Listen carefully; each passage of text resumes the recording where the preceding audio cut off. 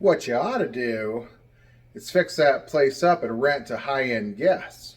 So yesterday I got a really good comment on a video, and I realized that not too many people know the answer to this, and it probably is a really good topic to cover. She asked, why did you wait until you got a 60-day notice before you decided to start fixing up the hotel? And I realized that's probably how a lot of people see the situation. They think that we got told that we've been doing bad, so now we're going to fix it really quick and hopefully we'll make it pretty just in time to save the day. Well, the reality of the situation is we've been trying to fix the hotel for the last 7 years. And up until recently, we haven't really done a good job at documenting it in a way that people could actually follow along. So that's the purpose of this YouTube channel. The purpose of this episode is going to be to walk you through the story of the hotel over the last 7 years, when I bought it, and what we've done to it since then. And why it's taken us so long to get to the point where it's a shiny, fun thing.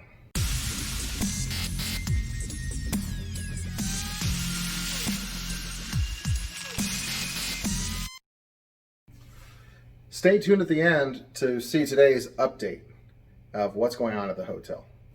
Okay, so I bought the hotel in 2013. I also graduated from college in 2013. I was 25 years old. And up until this point, I'd been buying real estate and working as a landlord, fixing up properties and making properties pretty to sell to the general public. So when I bought the hotel, I expected it to be pretty much the same thing. It wasn't.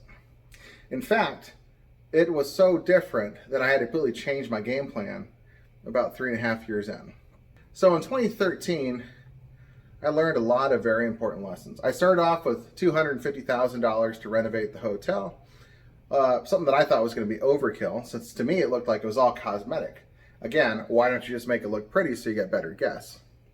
Well, it turns out that there were issues that were deeper than just the makeup of the hotel. We did paint it. We did change out some flooring with hardwood floors, laminate floors, and we did put in new furniture, and we thought that was going to make a difference. And for a little bit it did. We changed the name of the hotel to Borders Inn and Suites, and we raised our prices. We stopped trying to focus to long-term guests, and I thought, man, that was easy. Now we just got to go from here. Well, it didn't exactly work that way. You see, it wasn't as simple as just painting the hotel or make it look pretty or raising the prices. There were actual issues wrong with the hotel. We found that out that fall and winter when our boiler and chiller system stopped working. And it didn't just stop working, it started exploding inside of our rooms. You see, we had cast iron pipes running throughout the entire hotel. The hotel that I just put in all those pretty things.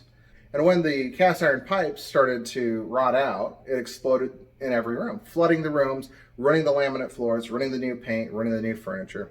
We, of course, tried to fix it, and we were told it was going to cost more than the hotel to repair it. So, long story short, we had to come up with a plan B. Since I didn't have $1.5 million just sitting around, some of you YouTube viewers might. I don't know. You guys all suggest that we should just, sell it to somebody else. You're welcome to buy it. Not at 1.5. I put a little bit more into it. But anyhow, so we decided we had to put in PTAC units. This basically meant starting from scratch. We had enough money to put in 10 PTAC units. That gave us 10 rooms to rent. So we tried selling 10 rooms at the $70 a night price. And some nights we'd sell out. That'd give us $700. Some nights we wouldn't. We continued to buy PTAC units over the next 7 years. Now we have over 70 rooms with PTAC units. Unfortunately, they cost over $1,000 a piece. So that kind of slowed down our growth. Another fun thing that we ended up dealing with, and if you look at our last video, we talked about it, door locks and plumbing issues. These extra things that you wouldn't think would be part of your renovation costs, they turn out to be a big part of your budget. So it costs about $40,000 a month to run a hotel, at least my ancient massive hotel. And in the beginning, we were making less money than we were spending. I think, and I'll correct this with a slide or something, voiceover, I don't know.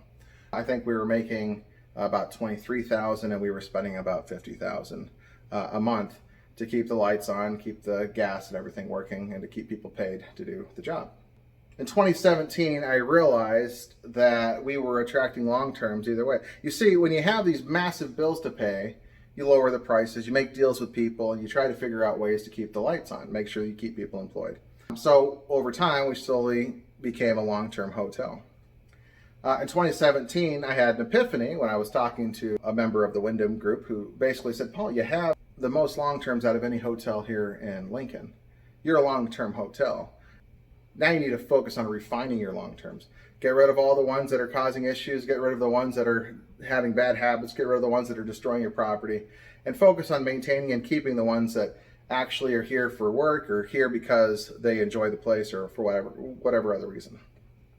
So in 2017, that was our plan.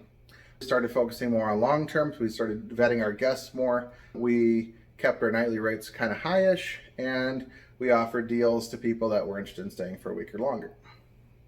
This allowed us to spend more money in fixing the things that were breaking around us, and allowed us to actually hire contractors to make sure that it was getting fixed the right way, where we're not having to come back and fix it again.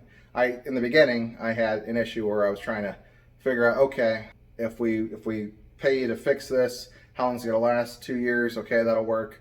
Now we're like, okay, I don't want to ever have to deal with it again. So we were finally able to start doing that. We fixed all the bones. So our niche became long-term guests. So our goal was then to try to refine it to having better long-term guests. Trying to get people that are willing to pay more and did less damage to the property, and hopefully we're with a bigger company, so if they did accidentally break something, we could charge the company and we don't have to try to track down the single guest. So 2017, 2018, we finally started breaking even making a little bit of money, which gave us cash to be able to replace flooring that had once been destroyed, repaint rooms, fix other items, and get the hotel looking nicer on the inside. Because again, I had guests that were staying there and I wanted them to be happy with the rooms. I didn't do anything on the exterior. Then 2019 came. So 2019 and 2020 have been really interesting. I probably don't have to tell you that. You've probably been living through COVID-19. But 2019, I stopped being able to use my hands. I started dropping things. I started not being able to fully grip stuff. And for somebody that does a lot of repairs and maintenance, that's an issue. So 2019 continued on. I kind of put off talking to a doctor about it. In the beginning of 2020, we finally got an MRI. I was told I was going to die if I didn't have surgery immediately. And so I did. I had spinal decompression surgery on my upper spinal cord. So that's fun. I'm an inch taller now. But it also meant that I had to have a recovery process. And that time, the city said they wanted to shut us down. Literally the week after I found out that I had to have surgery. So recovery, appeal, now we're at this point. Well, why are you guys waiting till you have a 60-day notice to make it look pretty, to get things squared away? Well, no, we waited till we had a 60-day notice and I could actually move my hands again to start making the outside look pretty. So that way the people that don't know what's going on the inside could at least see what's going on the outside. Something that I wanted to do in the spring of 2021, after COVID-19. I'm a high risk of dying from COVID-19 since I'm still technically recovering. I wanted to push it off till 2021, and now we're doing it now. Again, it's because we have the long terms and we've been able to save aside, and it's because we've now been in business for 7 years, and it's because, you know, we have all this knowledge from making so many mistakes over the last 7 years. So anyhow, please like and subscribe.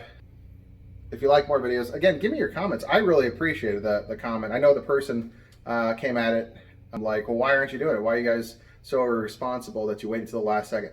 Well, I don't know that people are thinking that until I take it from their perspective. And I really appreciate those type of comments.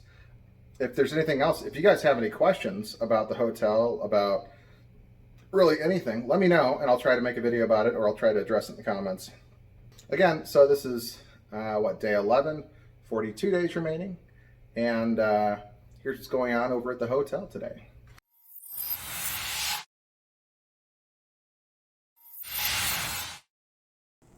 All right, so we got the south side of the annex building done.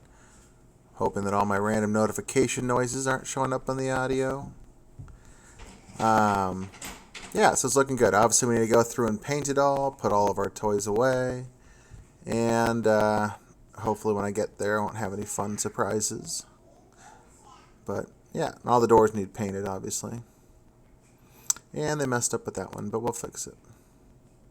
So here's the north side, the side that they were doing in the beginning. There's a test color of yellow that I thought was interesting. There's also some gray right next to it.